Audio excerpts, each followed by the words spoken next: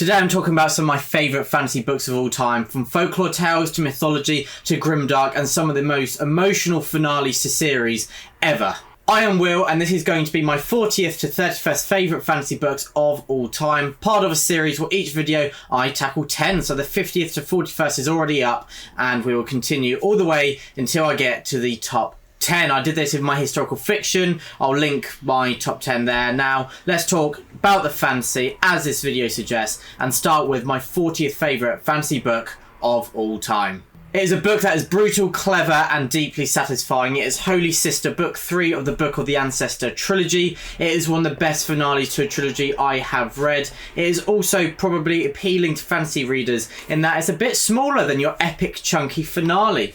And whilst a lot of us fantasy readers love a titan of a book, like some you may see on the shelves behind me, we also do appreciate some concise storytelling that still weaves together all the storytelling elements we adore, but does so with no fat and just keeps you hooked. That is what Mark Lawrence is brilliant at. He has this flair for prose. It is lyrical, but it's not ornamental purple prose, but also his focus is on the story and entertaining you. Holy Sister is a great series. I will be talking more about another book in this series later on, so I won't go too much in detail. But Holy Sister is a great finale. It is a wonderful kind of payoff for everything we've been invested in. There's a few mysteries that come to fruition. There's a lot of twists and turns, and it's character driven. And that is why it is satisfying, because the characters have great arcs. And what happens to them is understandable, and I'm going to use the word again, satisfying. Whether it is happy or sad or somewhere in the middle, I just deeply enjoyed this story. Mark Lawrence is often called grimdark. This is not grimdark. He has some books of his and series, his first few especially, which fall much more into the grimdark category. But Book of the Ancestor is epic fantasy, definitely with some dark themes and dark things happening, but it has embedded within it hope and characters that you are rooting for. And so, yeah, that is Holy Sister, my 40th favourite fantasy read of all time. Another series finale is my number 39 spot. It is The Winter of the Witch by Catherine Arden, Book 3 of the Winter Night trilogy. This is an incredibly clever and intriguing reimagination of history, as this is historical fantasy. Of the series, this is the one most linked with history, and each instalment becomes more and more so. It tied between the fantasy and the history. Whereas Book 1, The Bear and the Nightingale, it is historical, set in the real world, but it's very set apart from anything that influences kind of historical events or something like that. I love how Catherine Arden balances the history and fantasy throughout the entire series. I'm really enjoying seeing more eyes on historical fantasy lately. I need to read more, such as Stephen Orion's latest series, but Winter of the Witch is another fantastic finale. Till this point, Catherine Arden had action, and I'd seen that it was very good, but it was a bit more intimate. There is a large-scale conflict in The Winter of the Witch, and it's a bit more kind of the typical adult fantasy that you would come across. And that, combined with a more intimate story and the investment in the characters you already have, was a fantastic kind of brewing together of all the ingredients that have been built across the framework of this series. The Winter of the Witch is a lyrical, intriguing, enchanting story that really hooks you, and it makes you feel cold, which is just impressive for a book. It is enchanting, and it really draws you in to this kind of folklore, fairy tale, warm, nostalgic part, but also it feels very cold and visceral as well. And with the high stakes of the conflict, and also the way the magic is used to influence history is just incredible. I loved Catherine Arden's imagination in The Winter of the Witch, and it is a great series, and it is very big for a reason. But again, also not a chunky chunk of a fantasy book, unlike many, including the next one that is coming up on this list. But yeah, so we've had outright fantasy with my number 40 pick, and then historical fantasy with this. Then we've got another series finale in the 38th spot, is Until the Last, which is the finale of The Last War by Mike Shackle. This is kind of a balance between old school fantasy with modern grit, as it is very dark in many ways, but it counteracts that darkness with characters who are obviously good. You've got many that are complex, and also their morality is in question in the middle, but there are some that you know whether they're really bad or really good. And then you've got the modern element of characters flitting in between, which I love, because often with grimdark it can just be too dark, and I realise I do not care what happens because I'm not invested in these characters. If they die, then well, I don't like them, so I'm not going to be upset about that. And if they succeed, well, I don't like them, so I won't be praising their success or really happy with that either. Until the Last strikes a great balance, and it feels reminiscent of Papa Gwynne's works in the fast pace. I'd say a bit like James Arlington's The Will of the Many as well, where there is this structure to the story where each chapter ends with a mini cliffhanger or a new bit of information or something that makes you think, let's just read one more chapter. They are the series and the books that keep you up to 3 a.m. and you really remember vividly the time when you're reading them because you become obsessed. So pick this series up at your own danger. It will reap fantastic rewards, but it will also make you sleep deprived. So you got to think, is that a balance? Is that a deal you're worth striking? I think so. I think it is. You just have to pick your moments. Maybe when you're on holiday and you've got plenty of time to read. Until the Last, the series as a whole is excellent. I may be talking about other installments in future videos, but Until the Last is a fantastic story, and this is a lovely Broken Binding special edition. And I really enjoy the balance between old and modern fantasy. The overall premise of this series is, what if the bad guys won? What would the aftermath look like? What if Sauron took over the Shire? We've got an urban story. We're in a city that has been conquered, and whilst they weren't necessarily the good guys, who have taken over are definitely the bad guys. And so you've got a mix of the old military are trying to fight back. You've got people on the streets who are rebelling as well, and others who are just trying to survive. Another really intriguing aspect of this series is that you have characters from all echelons of society. Some hold a lot of power, some are kind of growing into that, and some are just trying to keep their family alive and have no agency really beyond a very, very small amount. And they are dragged into events far greater than themselves. And I really enjoy a story that takes those different people and points of views and perspectives and puts them in a pot together and sees what comes out of it. Until the Last is like that. This is an epic climactic finale with plenty of twists and turns. And there's always a lot of weight for a finale, where I think it's pretty easy to be the worst book of a series, but it's also can very possibly become the best in a series. Hence why the first 3 in this video being mentioned are finales, because when it's done well, there's such an incredible payoff from the thousands or hundreds of pages you've read of the previous installments, and the investment in characters. It's a lot of pressure on an author, but when they succeed, it is amazing. And Until the Last is a feat of just fantastic fantasy. So there we go, that's my number 38 pick. Talking about old meets modern, my 37th pick is The Way of Adan by Dr. Fantasy Philip Chase himself. Just to be open, I'm lucky enough to call Philip Chase a friend of mine, but I do not think that alters my opinion on his story. I think I can be honest and say what I love about this and put it in the position that I really, really believe. The Way of Adan for me is a incredible mix of old and modern fantasy. I think my brother Ed said that it was like Tolkien's world filled and invaded by David Gemmell's characters, because the world feels ethereal and enchanting and quite similar to Le Guin's Earthsea, both in the sense of how pivotal the land is to the story, but also how it feels like its own character, and it's living and organic, and also it's very unique. And it has kind of that nostalgia of where classic fantasy does dwell on nature, I think, a bit more than modern fantasy. And that is where kind of the older vibes come in, and there are characters who you are very definitely meant to support.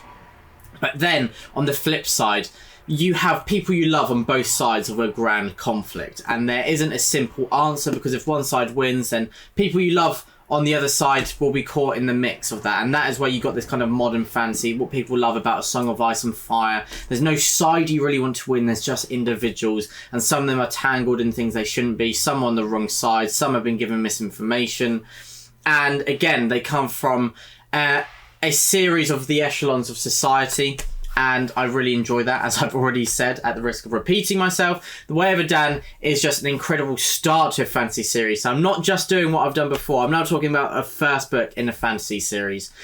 I think that this is just fantastic. Dayraven, first of all, what a fantastic name. He is our main character, and he's so compelling. This is a coming-of-age story, and that has been done in fantasy hundreds of times. And so, tropes are tropes for a reason. They're not a dirty word, in my opinion. I love them, because tropes, when done well, are fantastic, and that is why they are done again and again and again. The Way of Adan is one such book that succeeds at subverting the trope slightly, doing it differently, presenting it in a different light, and making it intriguing once again, and showing the value of that trope. This coming of age story with Day Raven seeming a bit like a chosen one. Is he a chosen one? Is it? I'm not going to go any further unless I say spoilers, but that trope comes into play as well. The Way of a Dan is something that takes our main character Day Raven way out of his comfort zone. And on top of it, we have an array of different perspectives of characters from very different spheres, we'll say. And some of the best moments in this book are when those different worlds collide and those characters weave into each other's story, sometimes knowing who the others are and sometimes not knowing the tension that you are feeling as the reader, as they don't know what is about to happen, but you have an inkling and you feel the tension brewing. And then also there's incredible action sequences and so much creativity, looking at a lot of the roots of fantasy and creatures like elves, seeing a different imagining of them, going away from, I love Tolkien's pointy-eared lovely elves, but this is very different from that, returning perhaps to a bit more of the roots of where elves came from. And so many other creatures as well, some taken from mythologies and folklore, and others made up by Philip Chase himself, because he's just got a mind like that. The Way of a Dan is a fantastic start to a series. It's got wonderful prose, standout characters, really great tension and build-up, so there's a fantastic framework for book 2 and 3. But whilst it lays a framework, it doesn't info dump, and it doesn't do it to the detriment of book 1. I'd say this is the slowest of the 3, but that's not a bad thing. I really appreciate when an author doesn't feel like they have to rush straight into the action, because for me, I'm a character-driven reader, and I'm not invested in the big conflicts and the battles unless I care about the characters involved. And that takes time. And Philip Chase, he takes his time. He's got great pacing, in my opinion, a lot of peaks and troughs, and kind of bits of really fast pace, and then it settles as well, and those emotional beats are so important, and Philip Chase shines in those moments. Number 36 is a recent release. It is Grave Empire by Richard Swan. This came out in February 2025, book 1 of a new series, and you could read his first series, but you can read this first of his catalogue as well. What I really like about this is it's a genre mashup. It is horror, mystery and fantasy all rolled into one. Fantasy at the top, and then you've got the mystery breadcrumbs and horror aspects as well. It's not a horror story, but it's got those elements that really make this feel fresh. It just shows what is so powerful about fantasy is its flexibility. It can incorporate every other genre. It is literally everything that can happen and everything that can't put into someone's mind, and whatever they can come up with is possible, and they can make it work. Grave Empire is a feat of creativity, showing what the fantasy genre can achieve. It is another book 1 of a series. I cannot wait to pick book 2 up. It is just really, really brilliant. Richard Swan is great at mystery, laying breadcrumbs and mysteries and setting those hooks into you like a fish, and he reels you in until you're devouring every single page, trying to piece these puzzles together.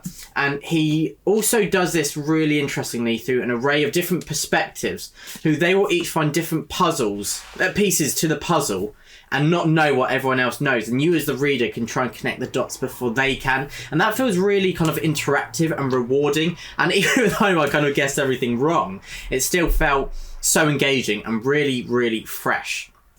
Obviously, there's a lot of fantasy books that have multi-POV, but not combined with the mystery. And then often when you've got mystery playing a big role, it's one POV. So this felt very unique in that regard. And then you've got high fantasy aspects like people riding sharks, armoured sharks in the water. So, you know, if you're a fantasy geek, who isn't going to love that? And you've also got these horror elements as well, where it's not outright horror, but it's dark and scary at times. So yeah, that is Grave Empire, another beginning to a fantasy series, and one that is ongoing. I absolutely loved it. In the number 35 spot is The Words of Kings and Prophets by Shauna Lawless. Book 2 of the Goulsong trilogy. Brilliant title, brilliant author, brilliant sequel. What more can I say? The Words of Kings and Prophets takes what I loved about book 1, The Children of Gods and Fighting Men, and builds on it in every single way. This series is mythology meets history meets fantasy. We are set in late 10th century, early 11th century Ireland, and we've got the conflict between the Vikings and the Irish, and on top of it, the two mythological groups that I won't even try to pronounce because I'm awful at that. But they have an enmity with each other, and one believes the other has been crushed. But one of our POVs is from one mythological group, and the other POV is from the other. They're both women, obviously operating in a very patriarchal period. So they have to use what little agency they have to influence events going around them. One is a much nicer person overall, and they're trying to help people. The other one is more self-serving, but you understand why, with everything set against her from the beginning. And her political machinations is just excellent to follow.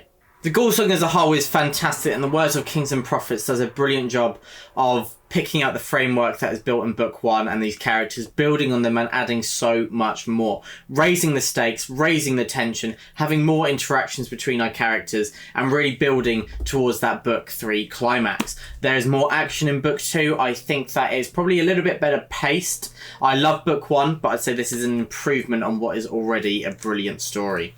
The Words of Kings and Prophets, I think Shauna Lawless also just shows her craft as a writer and her confidence. Everything she's written, I think, she's got better than her previous work, which is really impressive, seeing as when I read The Children of Gods and Fighting Men, I loved it. I've got a review with my brother over on the Brothers Gwynne, and we thought it was excellent. And so to build on that and each time impress us even more and more, she's setting herself a very hard task with her next few works, because we expect it just to get better and better now. But even if it was just as good as the previous, we would absolutely love it, and it would be one of our favourite reads of the year. And so that is why The Words of Kings and Prophets is on this list as my 35th favourite fantasy book of all time. Number 34 is Red Sister by Mark Lawrence. I said I'd be talking about this series again. It is book one of the Book of the Ancestor series. It is assassins, nuns, magic. It's not every day you can say those words together. I'm just quickly going to read the opening line. It is important when killing a nun to ensure that you bring an army of sufficient size. For Sister Thorn of the Sweet Mercy Convent, Lanotaxis brought 200 men. Woo! That is some opening line. It is fantastic. You've got warrior nuns. This has got a warrior school in it. And there's not a lot I can say without giving spoilers. I think this is one of those fantasy books you should go in pretty blind, basically, and know that this is my favourite of the series. And book two is great. I'd say a little dip below, but still fantastic. And book three, then I love as well, as you've already heard me talk about. But it's one of my favourite fantasy series out there. It's great from beginning to end. Red Sister is a wonderful introduction to some just iconic characters. It is some of Mark Lawrence's sharpest character work and an absolute standout in the fantasy genre. Red Sister is character focused, but it also gives us so much of what us fantasy geeks desire.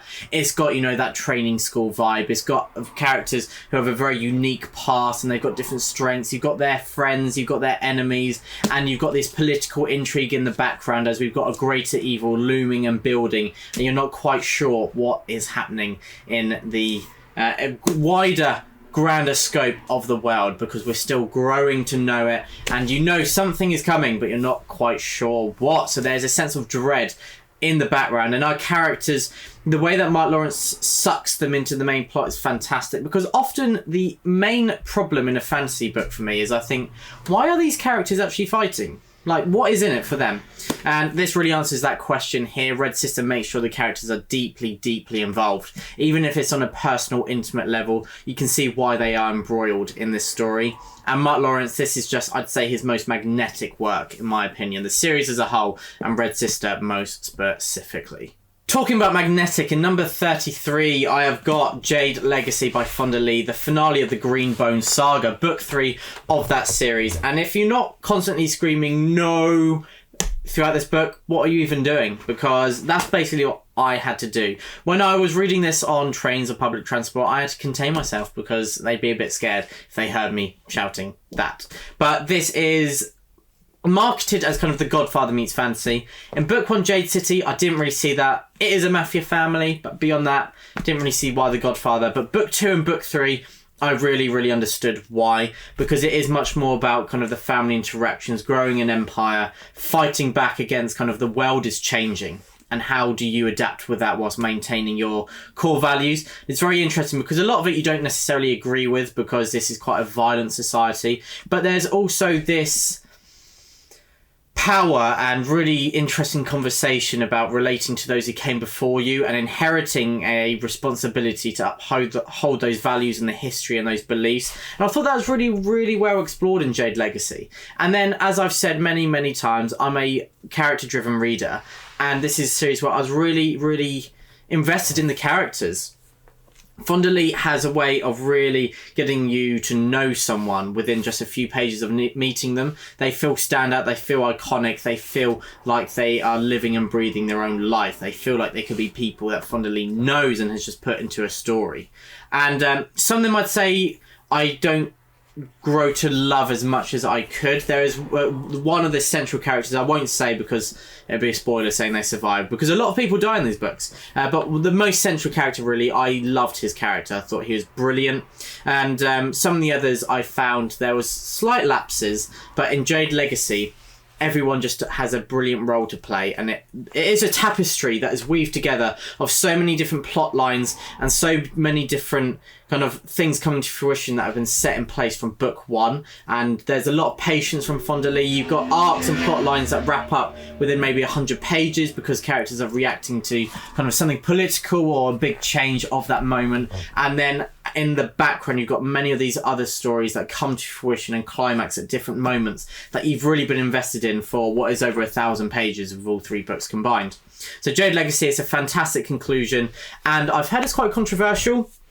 One of the reasons is this spans a long period of time, and some people don't enjoy that, but for me it really clicked. It really, I thought, added a fresh, unique aspect to this fantasy tale, and that is why Jade Legacy is my 33rd favourite fantasy book of all time. Number 32 is Fires of Vengeance, Book 2 of The Burning by Evan Winter. If you want a book with drive, you want a book with rage, pick this up. It is something that you can fly through, and yeah, there's just something just fiery about this that, you know, really gets your blood boiling.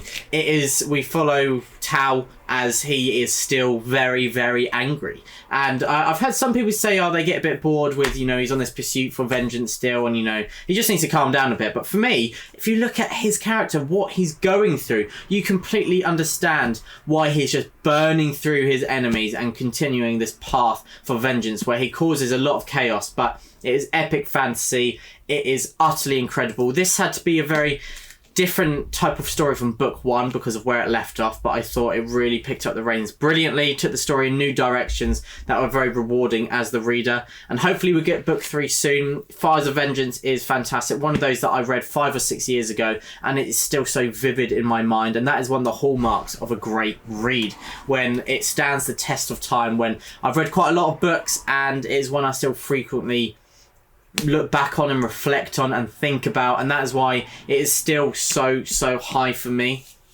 And I think I'll love it even more on a reread. The Fires of Vengeance is just, it's basically what it says on the cover. It's epic fantasy, it's going to have a lot of drive, it's fast paced, and there's going to be quite a bit of action as well. And everything that it promises, it delivers 10 out of 10. So that is The Fires of Vengeance by Evan Winter. The final book in this video, the number 31 pick, is Gardens of the Moon by Stephen Erickson. This kicks off the Malazan journey, book 1 of that titan of a fantasy series. I felt quite nervous picking this up. I heard people say that this is a very confusing series and you have to work hard at it. Reading Dead House Gates, I understood that a bit more, but I think with Gardens of the Moon, maybe the reputation of the later books has warped into the beginning as well, because this is epic and huge scale, but I never felt lost. I felt what I didn't know, I didn't need to know. And so there's a difference between knowing and not understanding.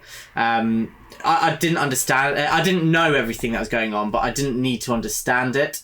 And so I thoroughly enjoyed this. There are 2 scenes in particular, which are 2 of the best scenes I've ever read, and it is a kind of congregation of characters who you've come to know from different perspectives, who each have very different motivations, and they meet each other, and it's the political intrigue and machinations and the dialogue, and also knowing the ramifications and consequences of these conversations and confrontations. It was just worked so well for 2 utterly incredible scenes, and this just feels iconic. There are so many scenes that I'm like, wow, that is something that could be so cinematic. It could be the finale to most fantasy books, but no, there's about 6 or 7 moments like that in Gardens of the Moon. It's great character work. It's incredibly epic. I think it's a fantastic first instalment.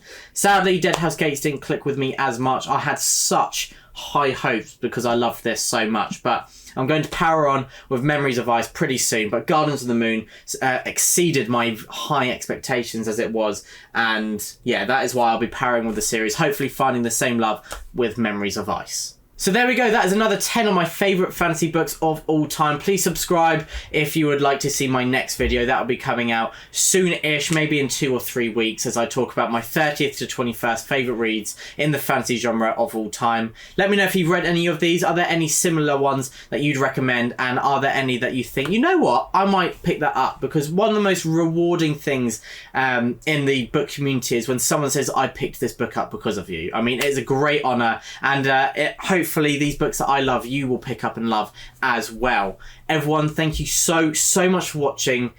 Carpe diem.